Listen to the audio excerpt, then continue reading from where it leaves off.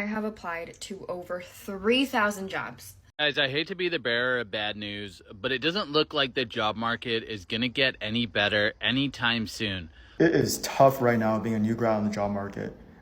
Welcome to Real Talk, a channel dedicated to capturing the raw, unfiltered perspectives from everyday people.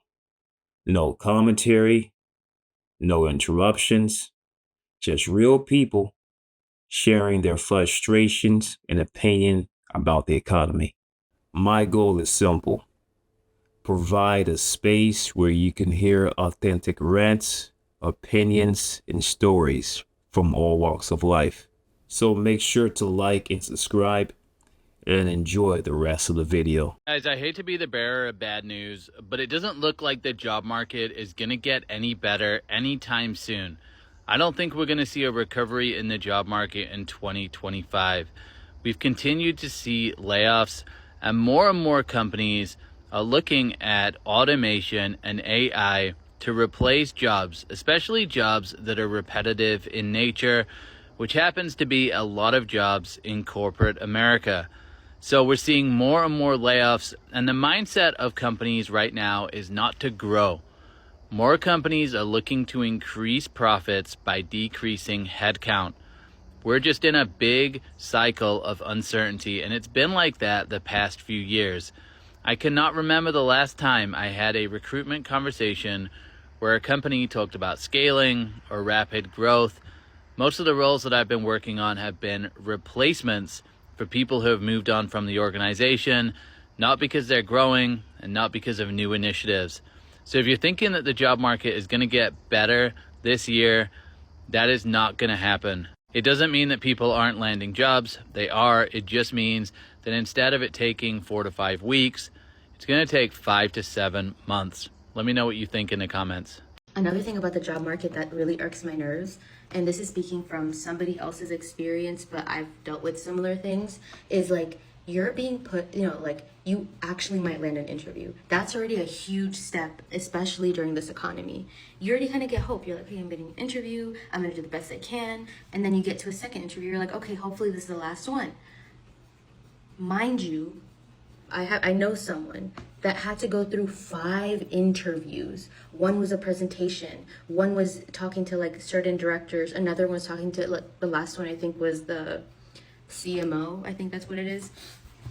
And your hopes are like so high because each meeting is with somebody else, and the recruiter, like when they like get back to him, they're like, oh, like you're getting such positive feedback, you'll know by the weekend. And they send this on Thursday.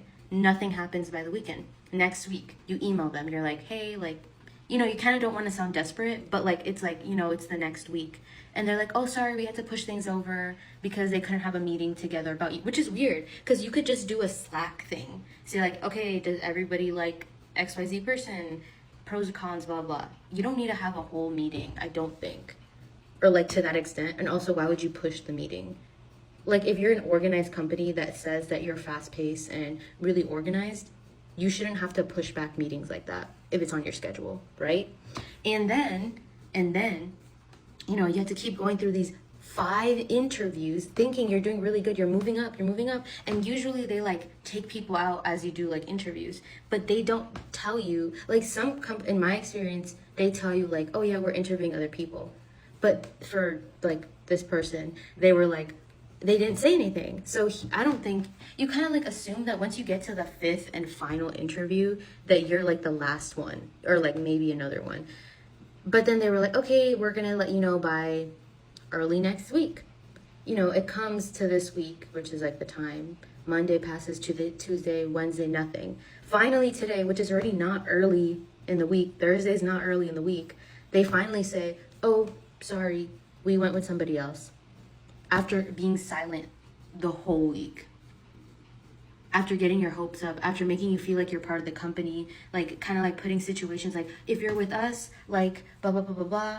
And honestly, I feel like it's because they want people that are much more like, that they can underpay. And like the person that I know knows their worth because they do like freelancing, and their worth is way higher than what that company probably would have provided. and they probably wanted someone that was willing to be underpaid. That's honestly what I think. But it's just, the moral of the story is that this economy is like ass. Having to go through 5 interviews in like 2 months. What if you desperately need a job to pay your bills? That's like so, and then they go and they probably either A, did hire someone else, or B, they just realized they didn't have the budget to hire someone else, because that's clearly what they're doing. That's clearly what they're doing, and it's really fucked. 12 million people are looking for jobs every single month. 1 out of 5 people that were looking for jobs last year are still looking, and the average job search is now taking longer than 6 months. Those are the official numbers. So A, you're not alone. B, there are a lot of people in the trenches with you. C, can we find a way to get you out? Okay. Number 1, you have to follow up on every single application. I talk about this all the time because over 75% of resumes never make it past the ATS. The ATS is the applicant tracking system. I jokingly call it the black hole because that's what it is. But essentially, your resume goes there to die. So if you don't flag it and let someone know that you applied for the role, they're never going to know that you even exist. So go on LinkedIn, find the job poster. If you can't find the job poster, search for someone that's a recruiter, works in talent acquisition, or is a sourcer. Those are the most popular titles. You can also find someone on the designated team that you want to apply to. So if you want to apply for a product job, you need to find people on the product team, okay? The second thing is you're probably still applying for jobs nights and weekends when you have free time, but that's not when people are looking. You can prep your application the night before, but make sure you send that thing first thing in the morning, okay? That is when people are checking their inboxes, and you're going to increase the likelihood that your application actually gets seen. This goes without saying, but you need to be looking for referrals at all costs. This is also why you want to follow up on every single thing, because you're expanding your network as you are working through this process. The only other thing that I would say is please don't lose hope. I know everyone's job search is taking a lot longer than it was, let's say, 5 or 6 years ago, because that's where we are right now. So look into gigs. You know, if you have to do something short term, a contract, consulting, freelancing, whatever, just to make ends meet, that is totally fine. You will find something again. It's not a matter of if, it's a matter of when. It is tough right now being a new grad on the job market. I don't know anyone who's hiring for them, and I feel like even the companies that are hiring new grads aren't looking for that many. And it's pretty crazy to think about. Just a few years ago, these companies were throwing $300K a year at new grad engineers, and nowadays they can't even get a job interview. I think it's just going to get worse from here because of the whole AI wave, and companies just not wanting to spend the time or money having to train up new grads. I have applied to over 3,000 jobs. 3,000 jobs. I'm not even kidding. If you have a job right now, do everything in your power to stay. Don't even think about leaving. I know you hate it. I know it's stressful, but what's even more stressful is not being able to find a job for months on end. If you need to cry, cry during your break. Let it out. Use apps to cheat and run in the background of your meetings so you don't have to feel like you're burnt out or worn out, whatever it is. Suck up to your managers if you have to. Just don't leave. Do not leave until you have another job secured, because you will be struggling and it will be worse. I'm not sure who needs to realize this, but I need to be very frank here. There's one type of applicant that I'll tell you is not going to get hired.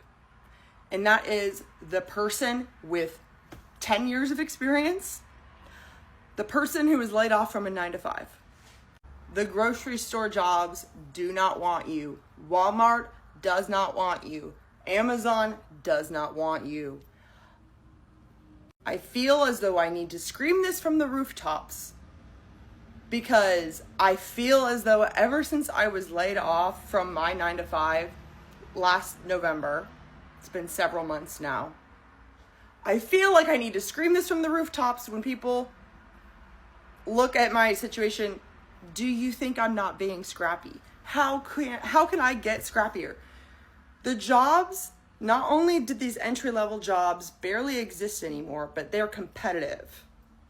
I was talking to my grandpa, who said maybe I should consider being a janitor. I don't have any experience in being a janitor. Do you think they want me?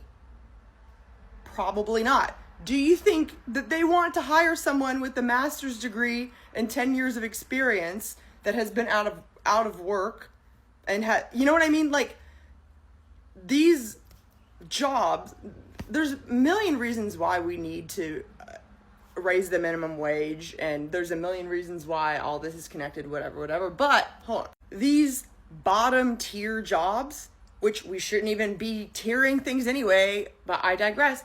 These jobs that people assume are easy to get are not easy to get. They're not easy to get. They're especially not easy to get if they see you as qualified. So if you are seen as qualified, it is not easy to get any job. Okay, I'm glad we all understand that now.